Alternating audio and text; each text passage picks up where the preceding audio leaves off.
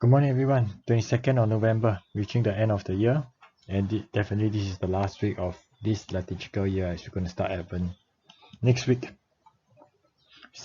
we just celebrated Christ the King, and today we celebrate the feast of Saint Cecilia.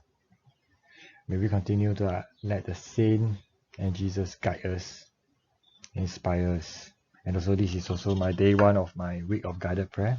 Continue to pray for me as God continue able to speak to me and really let me get in touch with my feelings, which is quite difficult for men at times. Let's continue today's reading. The first reading is taken from Prophet Daniel. In the 3rd year of the reign of Jehoiakim, king of Judah, Nebuchadnezzar, king of Babylon, marched on Jerusalem and besieged it. The Lord delivered Joachim, king of Judah, into his hands, with some of the furnishing of the temple of God. He took them away to the land of Shinar and stored the sacred vessels in the treasury of his own God. The king ordered Abazan, his chief eunuch, to select from the Israelites a certain number of boys of either royal or noble descent.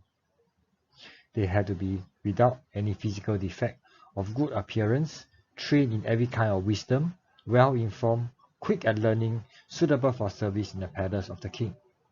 Abazan himself was to teach them the language and literature of the Chaldeans. The king assigned them a daily allowance of food and wine from his own royal table. They were to receive an education lasting for 3 years, after which they were expected to be fit for the king's society. Among them were Daniel, Hananiah, Mishael, Azariah, who were Judean. Daniel, who was the most anxious not to defile himself with the food and wine from the royal table, begged the chief eunuch to spare him this defilement, and by the grace of God, Daniel met goodwill and sympathy on the part of the chief eunuch. But he warned Daniel, "I'm afraid of my lord, the king. He has assigned you food and drink, and if he see you looking thinner in the face than the other boys of your age, my head will be in danger with the king because of you." At this, Daniel turned to the guard whom the chief eunuch has assigned to Daniel, Hananiah, Mishael, and Azariah. He said, "Please allow your servant 10 days' trial, during which we are given only vegetable to eat and water to drink. You can then compare our looks with those of the boys who eat the king's food. Go by what you see and treat your servant accordingly." The men agreed to do what they asked and put them on 10 days' trial. When the 10 days were over, they looked and were in better health than any of the boys who had eaten their allowance from the royal table. So the guard withdrew their allowance of food and wine they were to drink, and give them vegetables. And God favored these 4 boys with knowledge and intelligence in everything connected with literature and wisdom, while Daniel had the gift of interpreting every kind of vision and dreams. When the period stimulated by the king of the boys' training were over, the chief eunuch presented them to Nebuchadnezzar. The king conversed with them, and among all the boys found none to be equal to Daniel, Hananiah, Mishael, Azariah, so they became members of the king's court. And on whatever point of wisdom or information he might question them, he found them 10 times better than all the magicians and enchanters in his entire kingdom. The word of the Lord. Today's Gospel taken from Luke.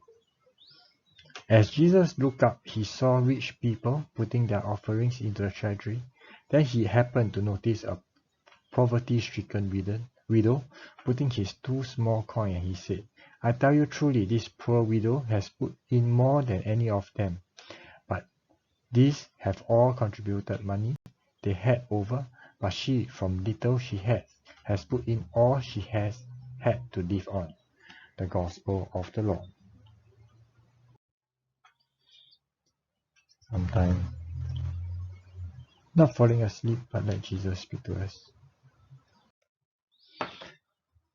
I think as I start my week of guided prayer and today's readings, what really been coming out to me is really trusting God has guided Daniel and his 3 friends, and the widow has surrendered everything she has. And Daniel actually also put up his life to do what he thinks is correct, is right. Have I trust God enough to guide me? The widow put in everything she has, knowing that Jesus will provide. God will provide. Have I allowed God to guide me? Really trust in Him, holding His hand. Guide me through my current state of turmoil. To really let Him speak to me and allows Him to work within me. I continue to ask God to kindle that stirring my heart.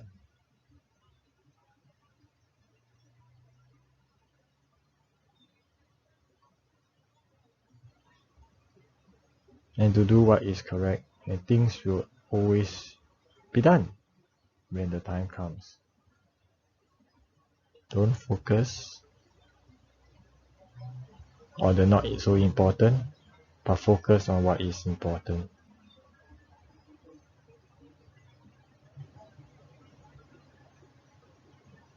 which is the people around me. All this I pray. Amen.